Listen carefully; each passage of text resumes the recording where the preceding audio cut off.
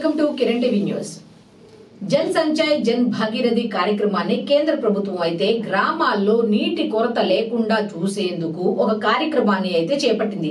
అయితే ఈ కార్యక్రమానికి సంబంధించిన 10 రాష్ట్రాలు ఏ విధంగా అమలు చేస్తున్నాయి ఏంటి అనే లిస్ట్ లో అయితే ఇప్పుడు ఆంధ్రప్రదేశ్ ప్రథమ స్థానంలో నిలిచింది. ఈ కార్యక్రమాన్ని సక్రమంతంగా అమలు చేస్తున్న రాష్ట్రాల్లో ముఖ్యంగా కేంద్ర ప్రభుత్వం దగ్గర ఉన్న లిస్టు ప్రకారం అయితే ఒక 10 రాష్ట్రాలు ఎంపిక చేశారు.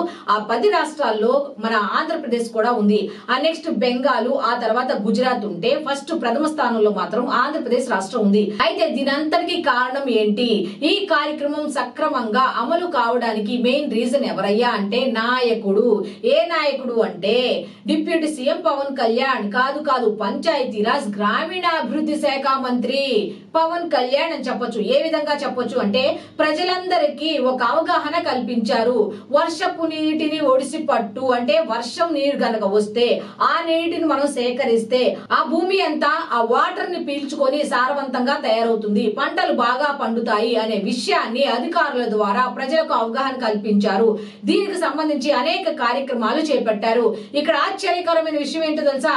ఈ క్రెడిట్ అంతా కూడా డిప్యూటీ సీఎం పవన్ కళ్యాణ్ కు చెందుతుందని చాలా మంది అంటుంటే మన డిప్యూటీ సీఎం పవన్ కళ్యాణ్ గారు మాత్రం ఒకటే మాట చెప్తున్నారు, కాదు ఈ క్రెడిట్ నాది కాదు, నా వెనక ఉన్న అధికారులది, నేను జస్ట్ చెప్పాను అంతే, మిగతాదంతా వాళ్లే చేసుకుంటూ వెళ్తున్నారు అన్నట్టుగా ఆయనకు ఆ క్రెడిట్ తీసుకోవడం కూడా ఇష్టం లేకుండా ఆ క్రెడిట్ ని అధికారుల ఖాతాల్లో వేశారు. ఇక్కడ మనం చెప్పుకోవాల్సింది ఏంటంటే ప్రజలకు అవగాహన కల్పించారు. అంటే డిప్యూటీ సీఎం పవన్ కళ్యాణ్ గారి మాట గ్రామీణ ప్రజలకు ఏ విధంగా ఉంది అంటే ఒక వేద వాక్కులా ఉంది.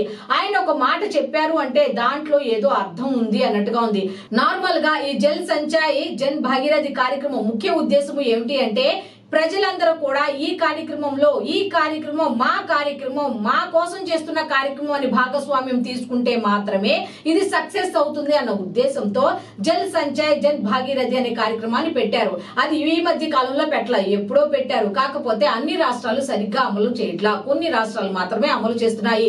వీళ్ళు ఎవ్రీ ఇయర్ కూడా దీన్ని రిపోర్ట్ తెప్పించుకొని ఎవరెవరు వాళ్ళైతే కేంద్ర ప్రభుత్వం అయితే రిపోర్టులు తెప్పించుకొని ఏ రాష్ట్రాలు దీన్నే కాదు ప్రతి కార్యక్రమాన్ని ఏ విధంగా అమలు చేస్తున్నారు ఏంటి అనే దాని మీద ఒక నివేదికలు తెప్పించుకొని ఎవరైతే అమలు చేస్తున్నారో వాళ్ళని ఇలా ప్రథమ స్థానం, ద్వితీయ స్థానం, తృతీయ స్థానం అన్నట్టుగా స్థానాలు కల్పిస్తారు. అంత మొదటి స్థానానికి వెళ్ళింది అంటే ఈ శాఖ మంత్రి ఏ విధంగా పనిచేస్తున్నారు, ప్రజల్ని ఏ విధంగా ఒక తాటిపైకి తీసుకొచ్చారు అనేది చాలా మంది చెప్పుకుంటున్న మాట.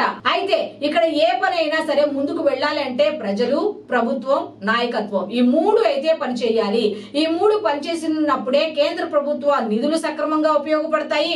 కేంద్ర ప్రభుత్వం నుంచి మనకేదన్నా కావాలంటే అడగడానికి వీలవుతుంది. అంటే ఏంటి, ఒక నాయకుడు కరెక్ట్ గా ఉంటే ప్రతి పని కూడా సవ్య దిశలో నడుస్తుంది అని చెప్పడానికి ఇది ఒక ఉదాహరణ. ఇప్పటికే ఈ గ్రామీణ ప్రాంతాల అభివృద్ధికి సంబంధించి ఎన్నో రివార్డులు వచ్చాయి మనకి. సో ఆ రివార్డుల లిస్ట్ లో ఈ ప్రథమ స్థానంలోకి చేరటంతో ఇంకో అవార్డు కూడా డిప్యూటీ సీఎం పవన్ కళ్యాణ్ ఖాతాలో పడింది అని చెప్పుకోవచ్చు.